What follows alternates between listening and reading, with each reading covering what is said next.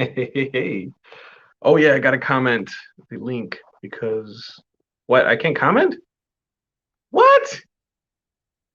That's not cool. How can I not comment? Dang, I'm really just gonna have to send that to myself. All right, I guess I gotta go fucking StreamYard. So anyway, I'm going to comment the link down below for you if you want to join me. Um, Hopefully we can do that sooner than later. I thought I'd be able to comment on my I thought I'd be able to comment on my phone, but I can't comment on my phone. That's weird. It goes to comments. I can't type in anything. And I thought I could type in from my phone. Apparently I'm wrong. But you know what? Shit happens. Sometimes things don't work the way you want them to. But you know, it's life. Can't really hate on it. Can't really rag on it. It is what it is, and it's going to continue to be what it is. But luckily for us, I have a computer. So we will make it work. What? No. Uh, return. So I guess while I'm doing this, I should talk. Ooh, that was weird. Um, so obviously this weekend, Kevin Holland, Mr. Big Mouth himself, lost terribly. I don't want to say terribly because I love the guy. I love the man. Um, I think he's a lot of fun. I think he's entertaining. I think he does. I think he does himself all the time. You know, he's just a very, very comfortable person inside of the cage. He doesn't sugarcoat anything he does. He's very honest in his approach, and it shows. Unfortunately for him, you know, he lost terribly. Dude, I am so bright. Dang, I'm not usually this bright. Oh, yeah, that's right, because the light's not usually this close. I got a new table. So I used to have this big, huge round table, and I'd have to like have the light set up like a little bit farther out, but I don't want to fuck with the mic because I got to shorten the cable. Well, let's see. Uh, let's hope this is the button. All right, that's not the button. Maybe this one is. Ah, I got it. Bam, that's a little more comfortable. Check that out. All right, cool. Copy the clipboard or not. You can freeze. That's cool too. Um, this is getting unnecessarily difficult. Wow, my face is still stupid bright. Why is that a thing still? I thought I fixed that. I think it's my camera. I'm just gonna go all the way down. Dude, I'm still bright. No matter what I do, my face is just bling. I wonder if it's because I was out in the sun. Just got all this fucking brightness. Oh. All right, I'm never doing that again. I don't know what to do here. This is a little ridiculous. A little ridiculous. It's not working the way I want it to. I don't appreciate that. How can I comment my thing here? I wonder if it's in the more option. Um, nope. Post comment. Why would it be? That's dumb. All right, whatever. It's not even in the there we go. All right. We should be good now. Cool. All right. Here we are on the Mr. Hydration Radio. Psych, motherfucker. It's a Mr. Hydration station. All right. So, what we do here on the Monday Weekend Recap is we talk about the fights that happened this last weekend. We talk about the things that I might have done, the things that you might have done. In this particular case, we're going to talk about the things that we have done, right? All right. So, I went to PFC, Peoria Fight Club. It was over at Club Truth, I think in Bartonville. I could be wrong there. I believe it was in Bartonville, and oh my God, dude, that was such an awesome energy. And it wasn't even a full card.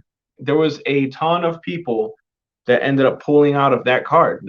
Like even the main event, Kenny Thomas pulled out of the Lucas Gwaltney card. I don't know what the reason is. I'm not going to speculate. All I know is that he pulled out. He wasn't there. Too Strong showed up. Not only did he show up, but he challenged anybody. He challenged anybody. He said anybody who wants to come up and challenge the king. And someone did. Deshaun Campbell, dude. I have so much respect for Deshaun Campbell. You have no idea. For someone to be going there, to go in there and dominate the way that Lucas has been dominating, it can definitely scare a lot of people or make people think twice, you know. And Deshaun came out and he said, "Yeah, I'm in, dude. I'm gonna go in there." I tell you what, man, I wouldn't have gone in there. I wouldn't have. But Deshaun did. Deshaun got in there, and you know what? He showed out. He got defeated. But you know what? You can't really rag on the guy for that. You know, he showed up when Kenny Thomas himself wouldn't show up. So that tells you the type of heart that Deshaun Campbell has. I will always be his fan, and hopefully someday we can have him on here to do an interview. But I do want to give a shout out to the people that did show up, and if I missed somebody that showed up, I totally apologize. Nathan Hoke versus Clayton Huron, Chris Tucholsky versus Mr. Can't Get Right, Deshaun Campbell. Oh, by the way, Deshaun Campbell had already fought once that night. He fought and knocked out James Lamar in one of the first fights, because there was only like 5 or 6 fights that night. El Chino versus Christopher Baum, Lando Glue versus Michael Vaughn, and Jai Turner versus Armin Palomar Jr. I just want to give a big shout out to all of you that showed up and all of you that fought. Obviously, not everyone that signed up to fight fought. So that just says something about the energy around a fight. You know, some people get scared. Everyone gets scared. Everyone that wants to step into a ring, that does step into a ring, you know, there's that fear that something could happen to you in that moment. Sometimes that fear cripples you. And when that fear does cripple you, when you fear you're not up to par, you pull out. And unfortunately, a lot of people did that night, you know. But these people turned up, these people showed up, they fought, and especially Deshaun Campbell fought twice. And not only did he fight twice, he fought several weight classes above him to fight Lucas Gwaltney. He just went in there. Yes, he did lose, but he got in there, and that just says something to his heart. I do want to give a shout out to the new champion, Jai Turner. I tell you what, man, this dude goes in there he's like a fucking, like, I don't even know, like just massive amount of energy, dude. He's just in there just to wreck shit, just always going forward, dude. That was a beautiful, beautiful fight to watch, man. I could not believe the amount of energy this dude had. And you could just tell the passion when he was getting in there, dude. He was just in there to fight. He was in there to throw, and he was in there to give and receive. And holy fuck, dude, he dominated. That was such a great fight. I recommend anybody who loves fighting go watch that Jai Turner versus Armin Palmer Jr. fight. That was a really, really, really good fight. Also, El Chino won. El Chino dominated, man. I'll tell you what, man. El Chino's opponent, Christopher Baum, that dude is no slouch. He is no slouch. The dude has proven himself time and time again. And when he went up against El Chino, it didn't seem like El Chino was going to stop.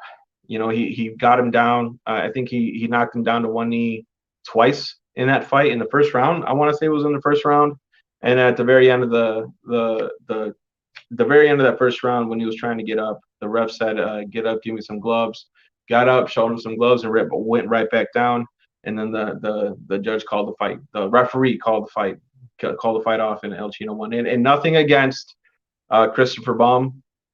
Bohm or Bomb. I'm going to say Bomb. It looked like it wasn't going to go any other way. I'm not saying that that's how it ends. I'm not saying that that's what would have happened, but he did feel cheated. He did feel like he did exactly what the ref said to do. Unfortunately, the ref didn't feel like he was up to keep on going. So I'm going to have to agree with the ref's decision. And I know he doesn't feel the same, but this is just my opinion. And I'm sure there's other people that have a different opinion. And there's plenty of other people that have a different opinion. So just for that sake, I just want to clarify, I do believe that it wasn't going to go any other way when El Chino was in the ring. He looked great in the ring. And I can't wait to see his next fight either. Him and Jai Turner's next fights. I want to give a shout out to the performer, Kyle Egger, dude. Kyle Egger, I thought that was radio. No shit, dude. I didn't know that someone was performing. That was flawless. I even asked, I'm like, do you think that's his real voice? To the ref, and the ref was like, no, that's his real voice. I know him. I'm like, damn, dude, that's pretty smooth. Like as an artist myself, I'm a singer particularly. I play the guitar and I also play other instruments. But as a singer, I can appreciate a really, really good performance, and that was a really, really good performance.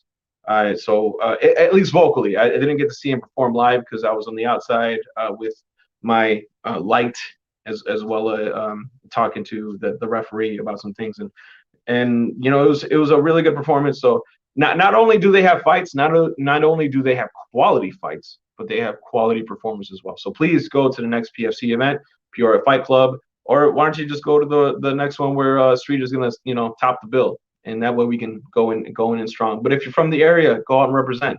Absolutely go out and represent.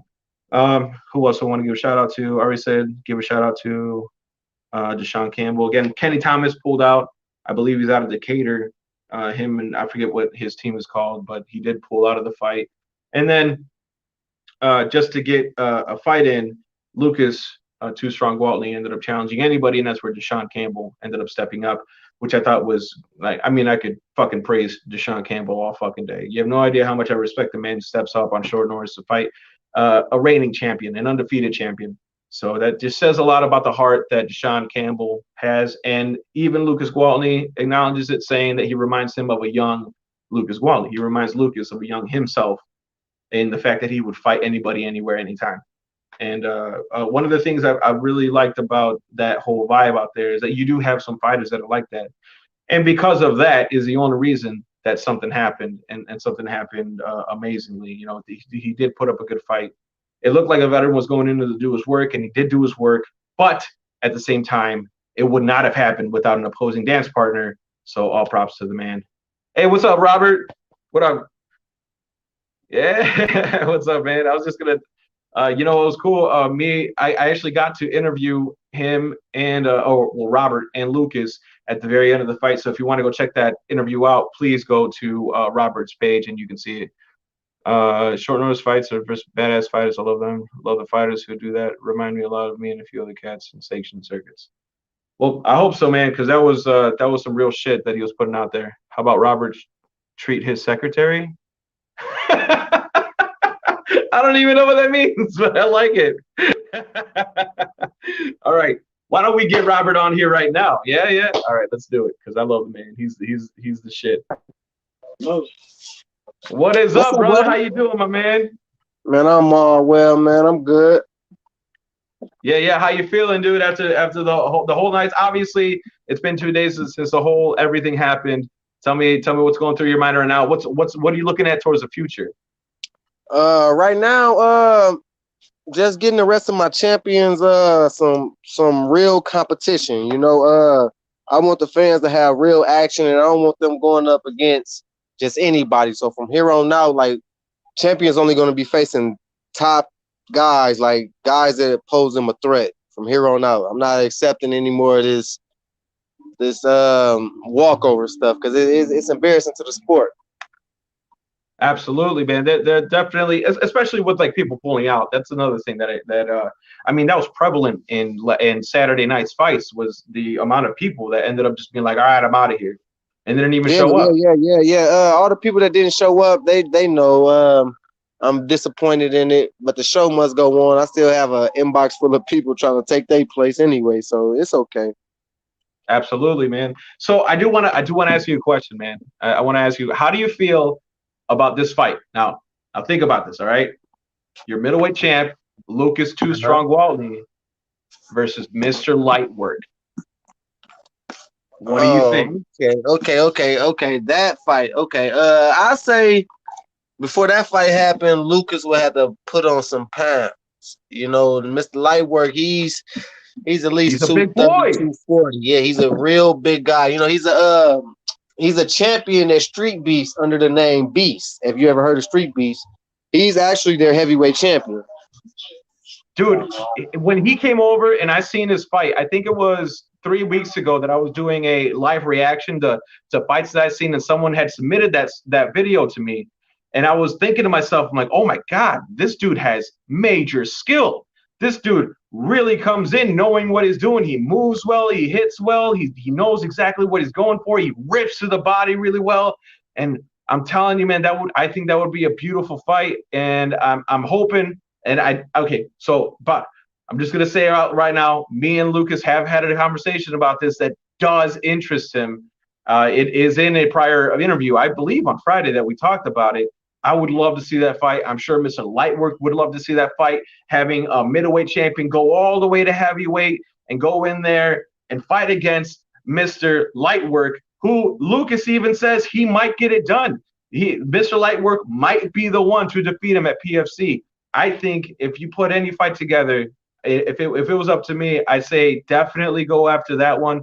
Even tell Lucas to take a long layoff, at least to build up the middleweight division. In the meantime, at least to build up the middleweight division in the meantime. I believe we lost him. Oh no, that's not good. But anyway, like I was saying, I'll just keep it going, obviously.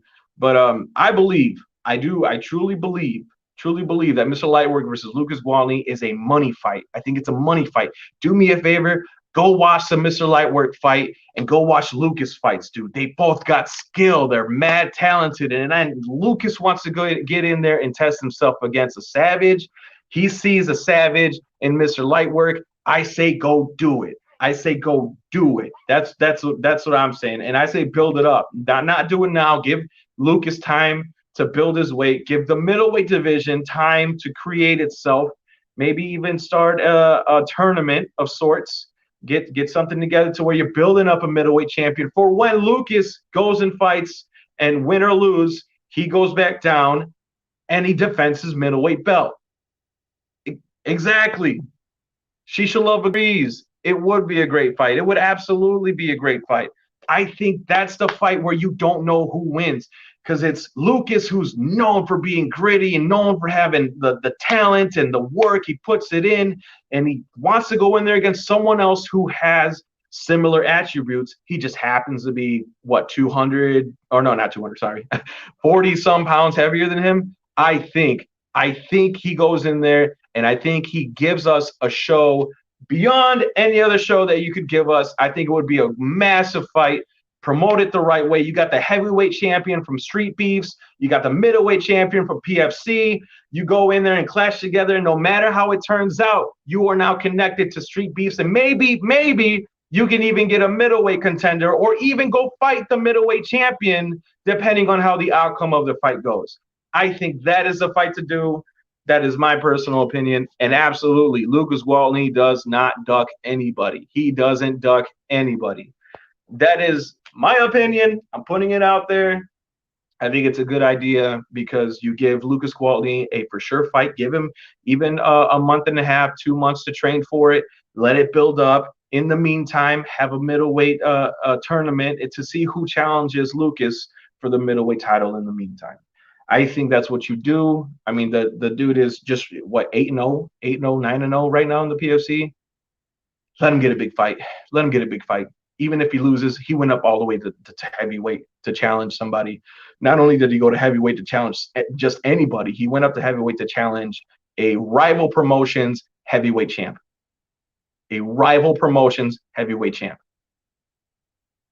I think that's the fight to go with.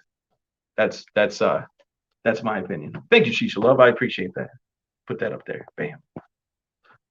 Hopefully we can get Robert back on here. I don't know where he went. I'm assuming he kind of lost what's it called? Service. I'm guessing he kind of lost service.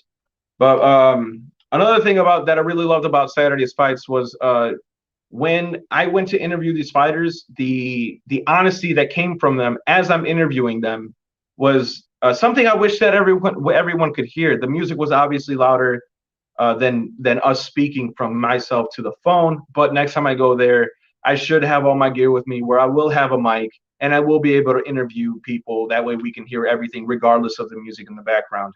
So that's definitely something I'm working on for the next time I go there.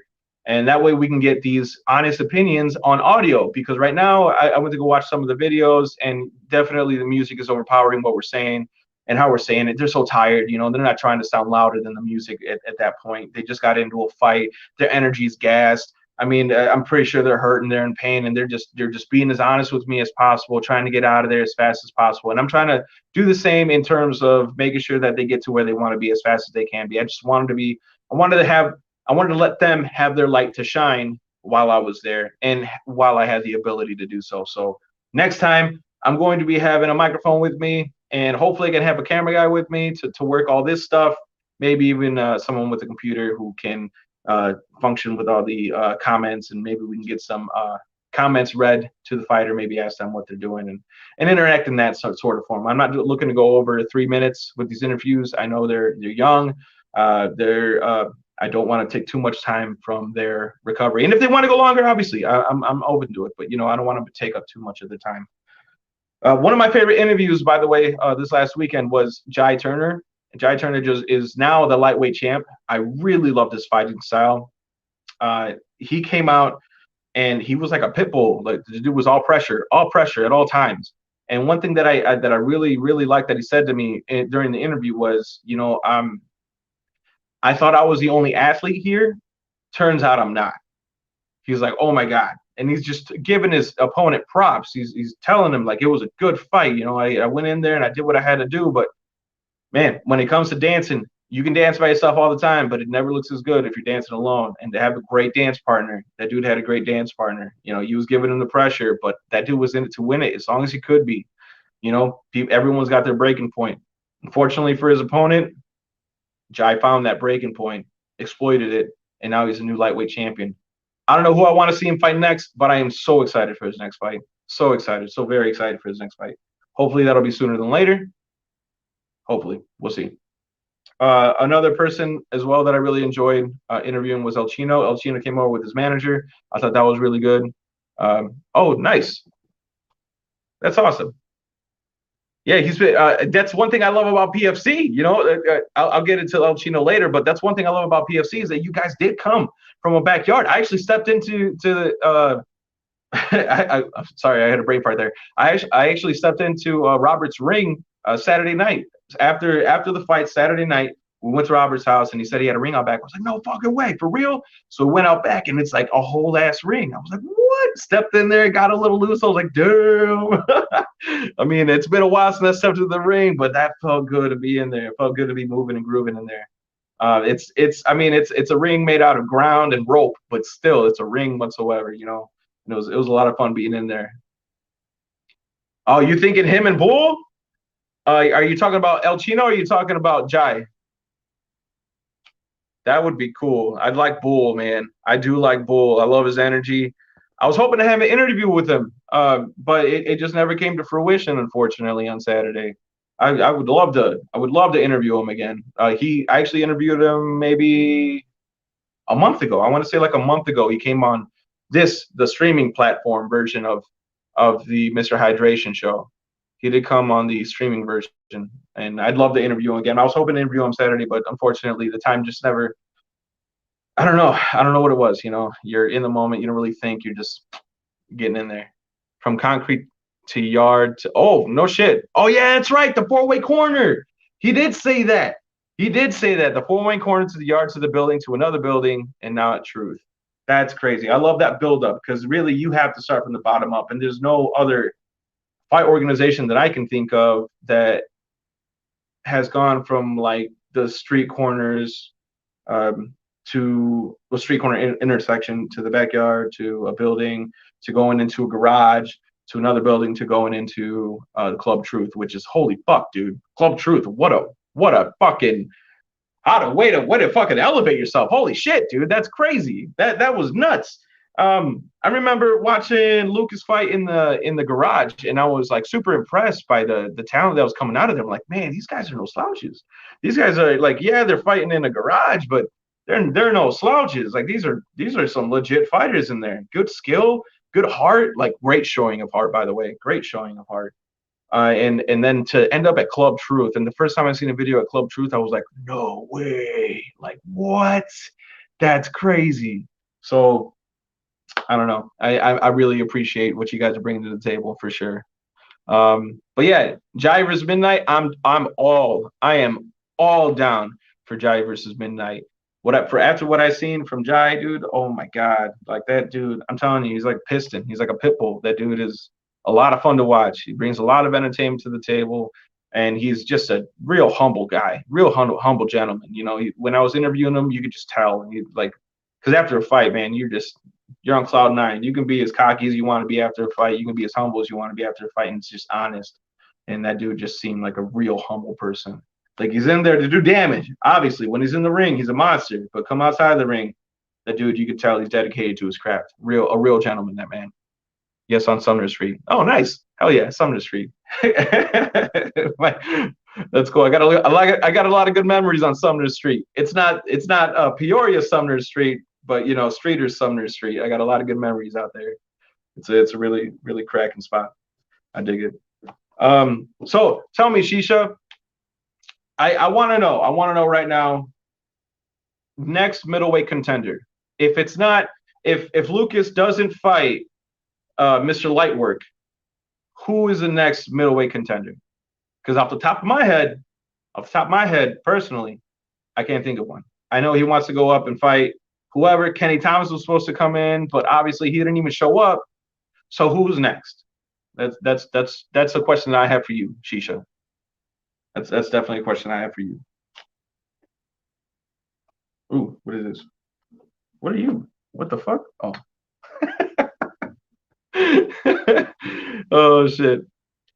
You ever feel like you're hearing some shit and then you find out what it is and you're just like, oh, that's what it was. That's exactly how I just felt. I had a glass next to this little pig thing. And it was like ding ding ding ding ding ding ding ding ding.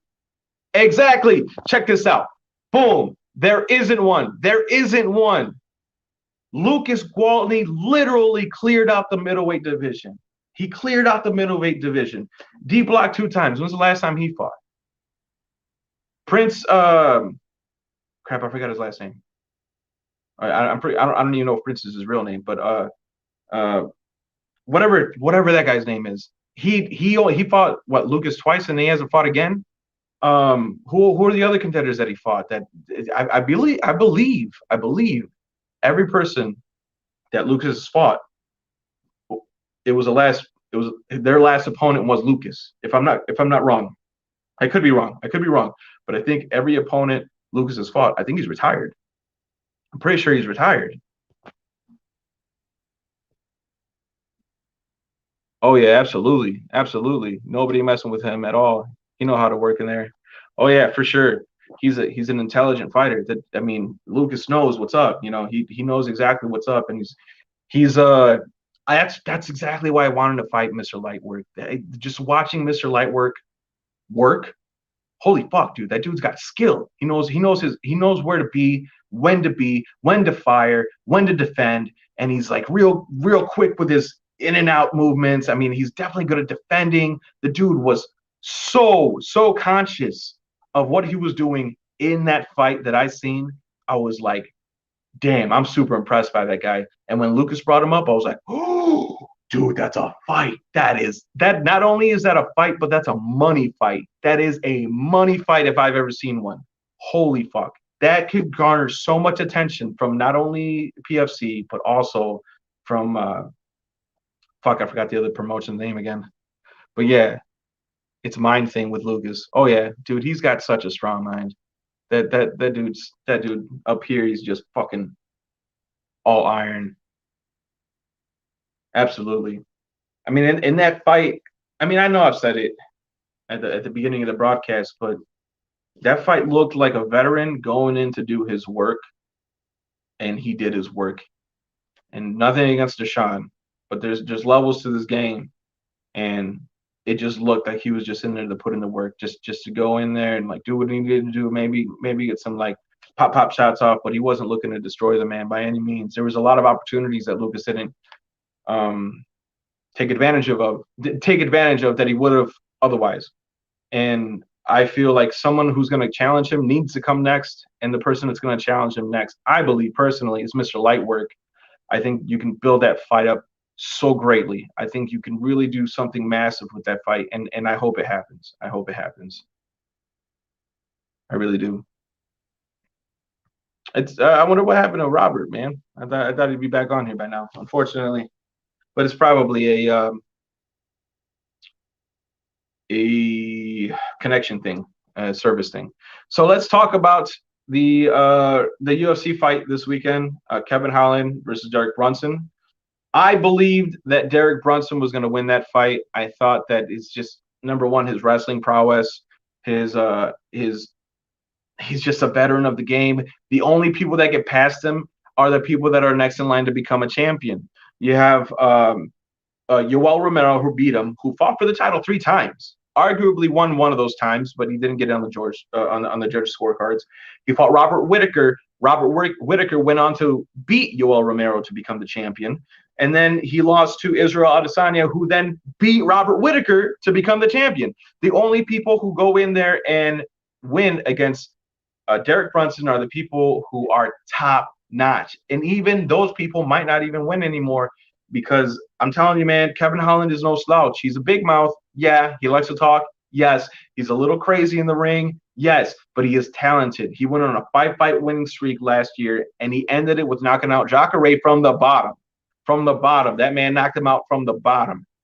And that is something that people have to keep in mind when speaking about his big mouth. Yeah, he talked a lot of shit, but he was also talking a lot of shit when he fought every other one of those opponents. Every single one of those opponents, he was talking shit.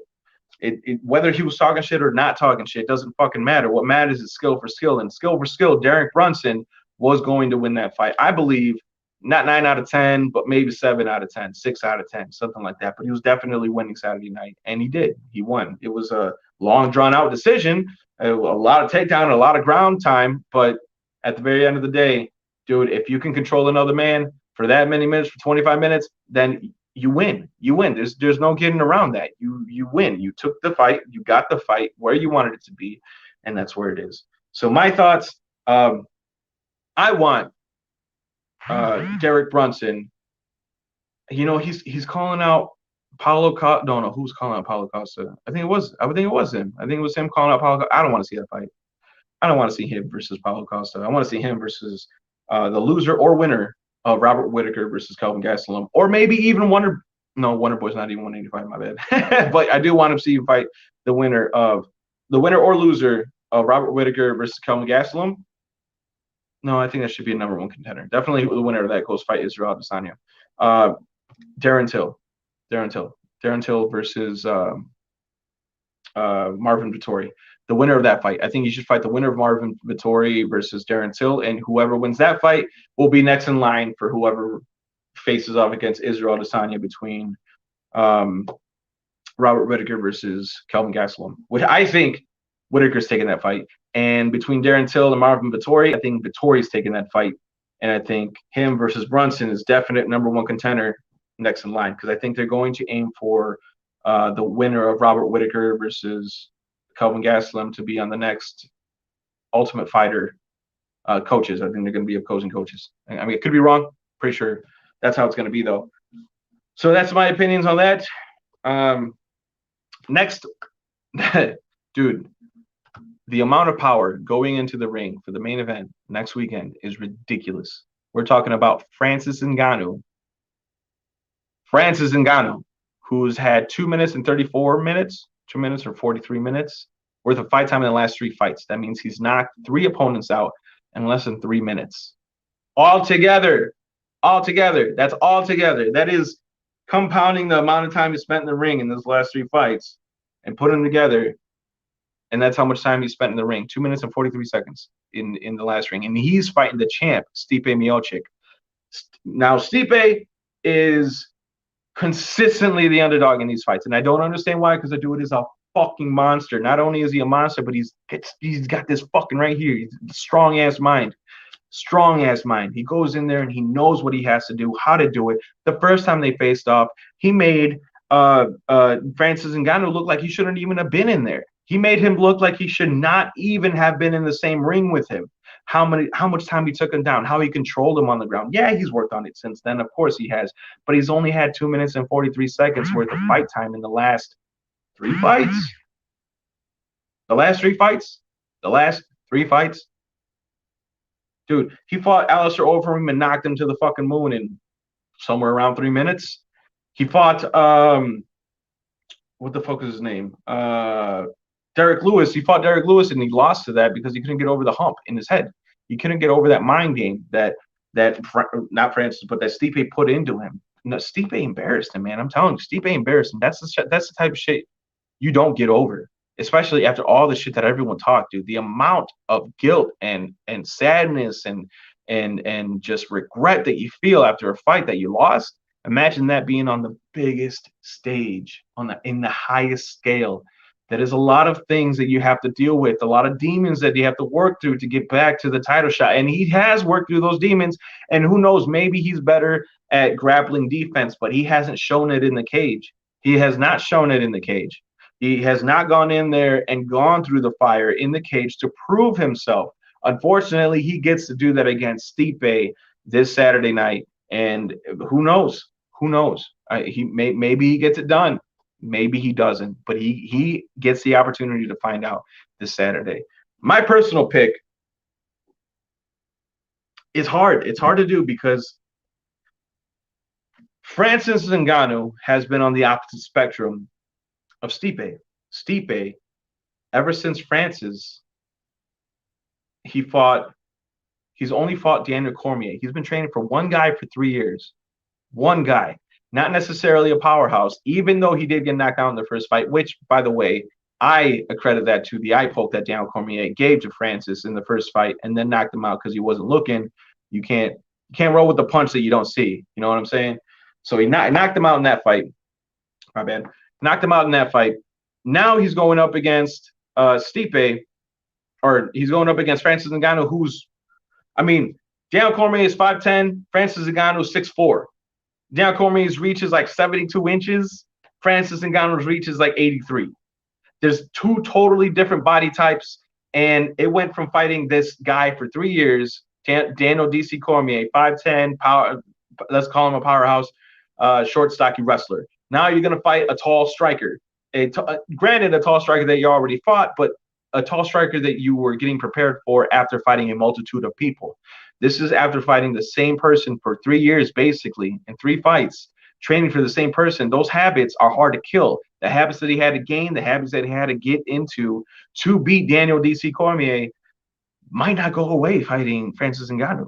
And that's a wrong person to go in there with the wrong game plan and with tendencies that could get you hurt, really hurt.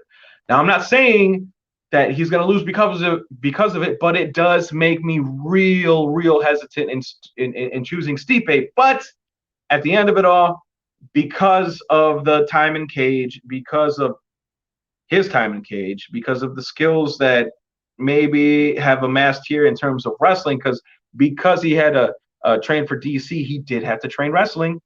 Granted, he had to train wrestling from a smaller person, but he still had to train wrestling, maybe wrestling defense, maybe wrestling offense. Who knows? Either way, he still trained wrestling, where Francis Ngannou has been training striking and the in between, the space in between, the closing the distance space. He's really good at finding his mark in there. He knocked out Cain Velasquez. He knocked out Junior Dos Santos. He knocked out Alistair Overeem. He knocked out Curtis Blades. He knocked out everybody. He's been knocking out everybody. But I think Stipe's boxing is better than anyone else he's faced. I think Stipe's chin is better than anyone he's faced recently. I think Stipe's cardio is better. I think Stipe's fight knowledge is better. His fight IQ is better. I think his approach is better. I think his team is definitely better. You don't put Francis in there with a guy like Stipe and not even cover the wrestling bases. That was a real terrible part, or a real terrible decision on their part in the first fight, because he did make Francis look like he didn't belong there. And because of all this, I am choosing Stipe Miocic to beat Francis Ngannou in the fights, and I'm pretty comfortable with that decision. To say that it's going to be Stipe. I don't know how he gets it done. I don't know if it's a long, drawn-out decision again. I don't know if he gets in there and knocks him out. I don't know if he, all the X's and O's and A's, B's and C's. I don't know. I don't know how it happens. I'm so confident that it's going to be Stipe that wins that fight, that I'm willing to. I mean, I might even bet money on it. I don't know. I'm not a big gambler. I'm not, but I might bet money on that fight. There might be some money coming out of me in that fight. So that's that. Um, yeah, I'm super excited for this. And also, you know what got announced? Friday. No, actually Thursday night, like midnight around 12 p.m. at night. Um, dude, the lightweight title is going to somebody else. It's going to somebody else finally. Charles Oliveira versus Michael, not the Count. Iron Mike Chandler. Not Iron Mike Tyson, but he uses iron anyway. But either way, they're going to be fighting Oliveira versus Chandler. What the fuck? For the title? Why? Why? I'll tell you why. Because Dustin Poirier is going to make more money in the McGregor fight than he'll make winning the title and defending the title. So you go in there, you beat McGregor again, gain all those fans that you can, go in there against the title, win that title, go in there and defend that title, fight Nathan Diaz for the shit of it, and fucking be on your merry way, dude. Hot sauce and all. Get the fuck out of there. Get the hell out of there. That's what I'm thinking. So Charles Oliveira versus Michael Chandler. I think Oliveira is better on the ground. I think his striking, I don't know if he's better at striking, but I know he's got more tools in the bag in terms of striking. Chandler's all power. Now don't underestimate Chandler's power. That dude can knock you out left or right. That dude can knock you out with a kick. He can knock you out at all times. He's a very, very, very dangerous piston. Always coiling up, always ready to spring, always ready to dominate, always ready to bring power to the fight. Now he says that he wants to take it for a long, drawn out decision. He wants to take him to deep waters, which I'll tell you what, man, Chandler's cardio is top notch. That dude doesn't get tired, and if he does, he pushes through it. Charles Oliveira has been on the gas a little bit, but not recently, and he's finished five of his last six opponents. And the only reason he didn't submit Tony Ferguson was because Tony's made of fucking rubber, apparently, because that armbar was deep. That armbar was so fucking deep. It was ridiculously deep. That deep. I'm surprised. I mean, that reminded me of the GSP versus not Dan Hooker. Damn, what the fuck is his name? Dan the Outlaw Hardy. Dan Hardy. Remember that fight when you got him in like 7 arm bars and you just wouldn't break? He was like, fuck it, dude. That's exactly what Tony Ferguson did. He wasn't tapping at all, and he didn't. He went the distance, 3 rounds. He went 3 rounds. He did. But the only reason what I'm getting at is the only reason he doesn't have the finish because Tony's made fucking differently. All right, he would have had that finish against anybody else. He's a wizard on the ground. The dude is a genius. BJJ fighter expert. Black belt. I'm just gonna call him BJJ black belt. The dude is he's a genius on the ground. His stand up is great. I mean, look what he was doing against the powerhouse that is Kevin Lee. He was attacking him from all angles, throwing flying knees. He was getting in there. He wasn't afraid to get hit. Don't get me wrong. He knows how to roll with the punches, but anyone can get knocked out. And if you do that kind of shit against Michael Chandler, it might not end well.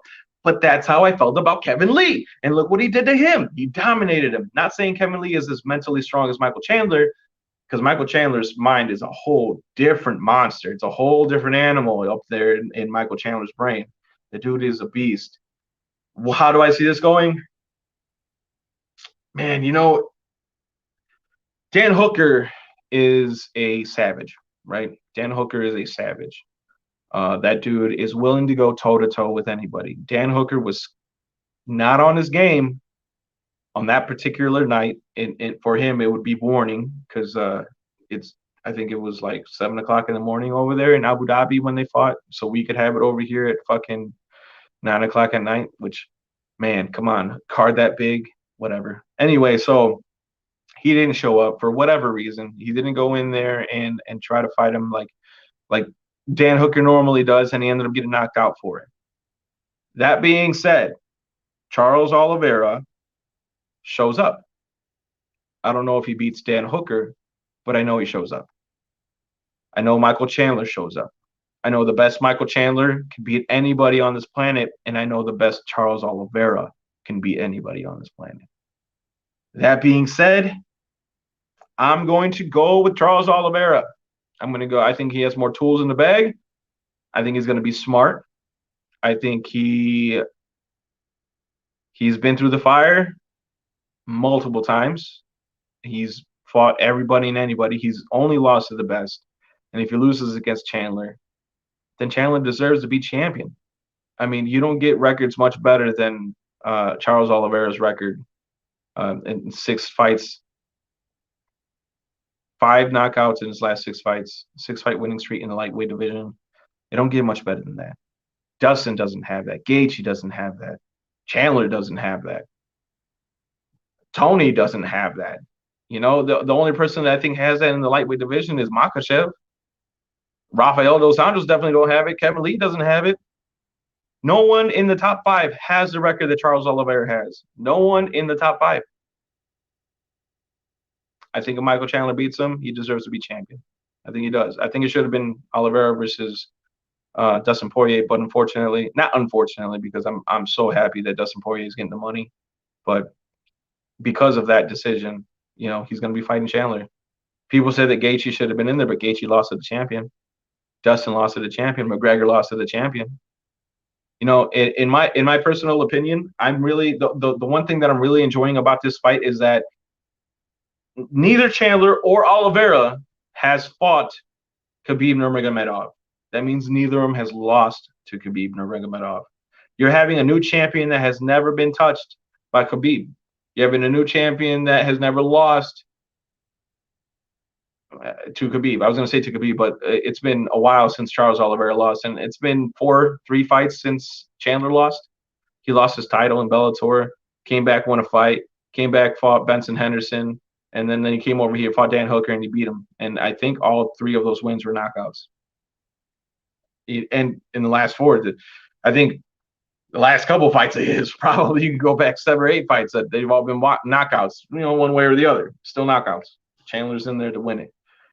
And we're about to find out, man. Chandler comes in like a fucking hammer. He's got something to prove. He's from a rival organization. And say, let's go into the let's just think it Chandler wins, right? Chandler wins. He fights the winner of Dustin Poirier versus McGregor, which I think Dustin Poirier is going to win again.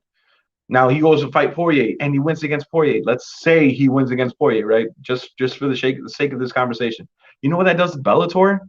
Bellator now has bred the UFC champion. That means Bellator created, molded, and brought this fighter up, Michael Chandler. And now this dude came and dominated in the UFC. That does so much for Bellator. So much for Bellator. You're talking like maybe even a crossover fight. Maybe even a crossover fight card. Maybe you get the other champions to fight these people. And then say that happens, right? Just say it happens, right? Say the very top of the bill is Michael Chandler. Michael Chandler goes and fights Pitbull. Now say Pitbull wins, because Pitbull has to win 2 more fights. He has to beat I forget who he's rematching in this fight. But after that, he has to beat Andy McKee. No, not Andy McKee. I forget his name. Something McKee. But he has to fight him, and he's good, dude. He's undefeated. He grew up in MMA. He wasn't taught MMA. He didn't learn MMA. He grew up in MMA. It's a totally different aspect. He fights. Say he beats him, right? And it's still Pitbull at the top. Then it's Michael Chandler. Dude, that the buildup would be ridiculous.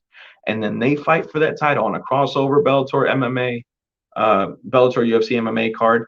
Holy fuck, dude. The world would fucking explode. That would be ridiculous. Well, the MMA world. There's people out there that don't care, but the MMA world would explode. I'm telling you, that would be such a massive fight. That would kill numbers. How is the UFC going to split it with Bellator?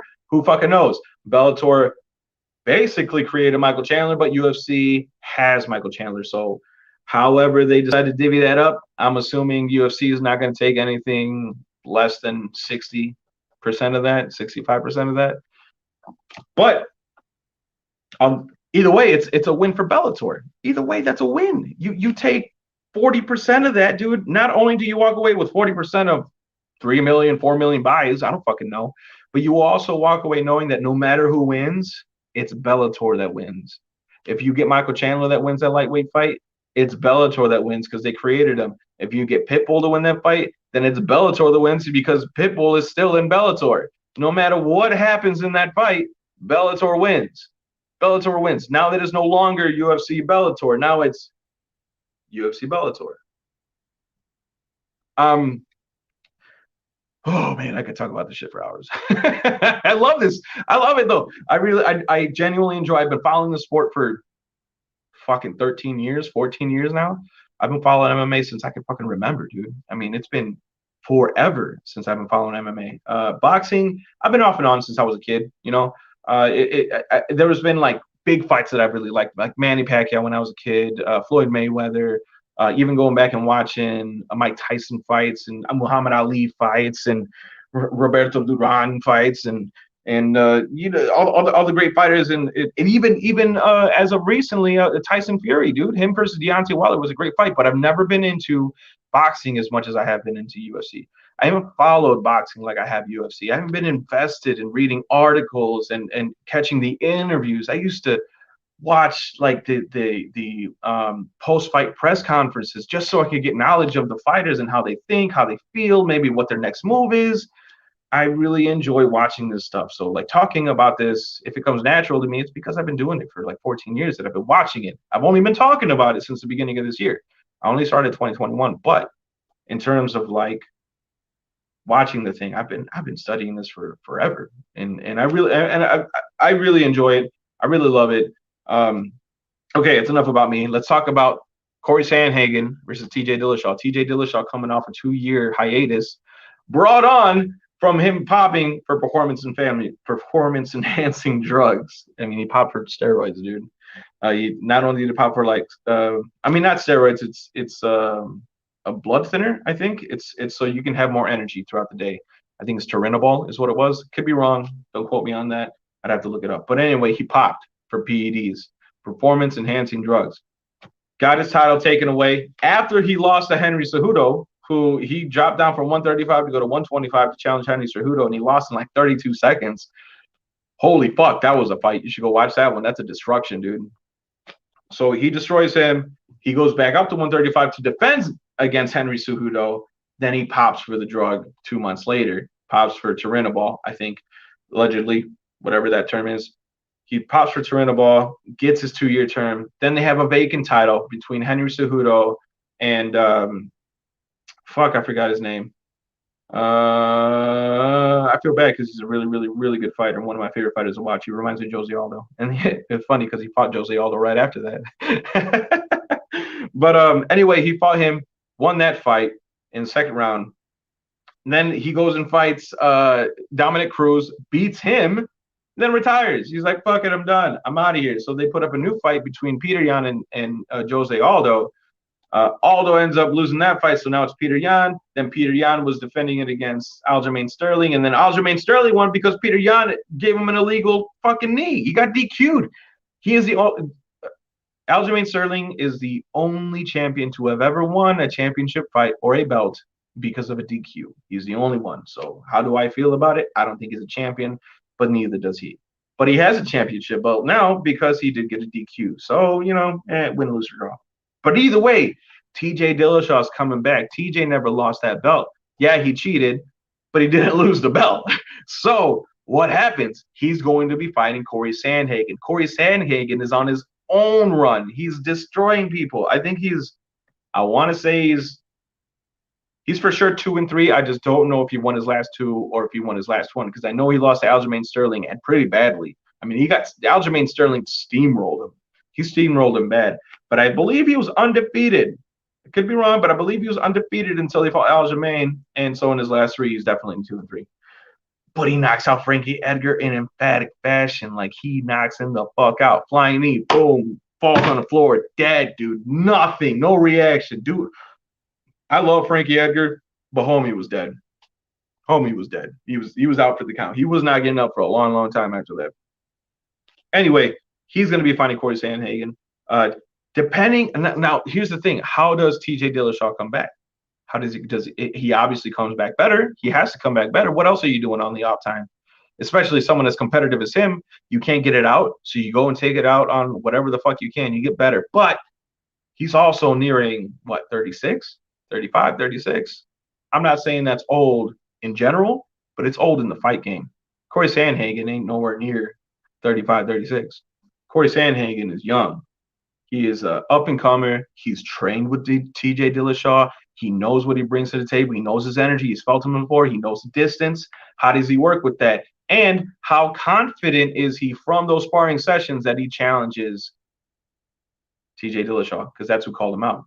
Now this fight did not get booked until the illegal DQ of Aljamain Sterling and Peter Yan. So they have to run it back. And that goes to show you, what were they thinking of doing with TJ Dillashaw? Were they thinking of having him go in and fight for the title for his first fight back?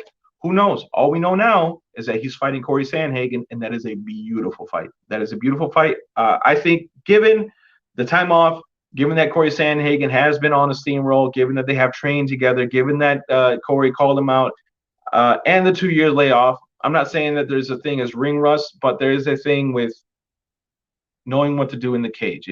It's not ring rust. It's like, the more you're in the cage, the more time you spend inside of the cage, the better it is for you in the long run. And Corey's been in there. He's been in there, and he's been handling people. Yeah, he lost to Aljamain Sterling, but that's one loss in like a streak of like 13 or some shit like that, dude. You can't just define a man by one loss. That'd be like defining Jose Aldo by his McGregor loss. That's not what you should have done. If you did, you shouldn't have done it. He's the greatest featherweight of all time for a reason. He's defended that belt somewhere around like 10, 12 times, something like that. I don't know. But the man is a legend.